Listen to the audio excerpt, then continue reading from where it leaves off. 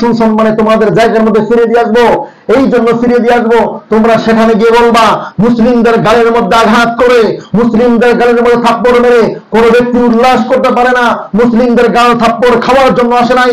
মুসলিম হাজ্জাজ বিন ইউসুফ ইতিহাসের সেরা একজন জালিম বাদশা ছিলেন, অথচ তার শাসন আমলে একজন মুসলিমকে মুসলিম হওয়ার অপরাধে একজন মুসলিমকে ধরে রোমের দরবারে একটা থাপ্পড় মেরে তারা উল্লাস করতেছিল, কাফেররা উল্লাস করতেছিল, কারণ সে মুসলিমদের গালে তারা আঘাত করেছে। এই খবর যখন হাজ্জাজ বিন ইউসুফের নিকটে চলে আসলো, হাজ্জাজ বিন ইউসুফ তার সমস্ত সৈন্যদেরকে, কমান্ডারদেরকে ডাক দিয়ে বললেন, ও আমার কমান্ডারেরা, ও আমার সৈন্যরা, এই মুসলিমকে আমার কাছে নিয়ে আসতে হবে এবং তার গালের মধ্যে যারা থাপ্পড় মেরে উল্লাস করেছে এই সৈন্যদেরকেও আমার এখানে নিয়ে আসতে হবে, কিন্তু কেউ যেন জানতে না পারে। মুসলিম সৈন্যরা বারবার চেষ্টা করার পরে ব্যর্থ হচ্ছে।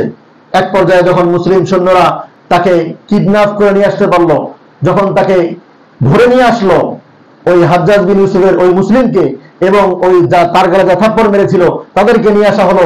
নিয়ে আসার পরে ওই মুসলিমকে বলা হলো, তোমার গালে যারা থাপ্পড় মেরেছিল তুমি তাদের গালে থাপ্পড় মারো। সুবহানাল্লাহ বলবেন না? তখন তাদের গালের মধ্যে থাপ্পড় মারা হলো।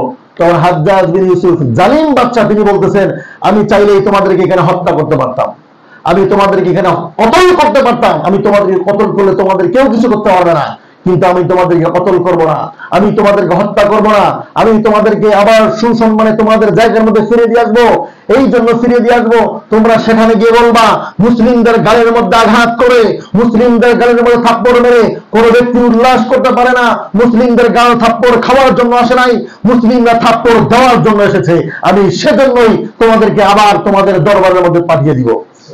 সম্মানিত উপস্থিতি, ঠিক করলো সেটা।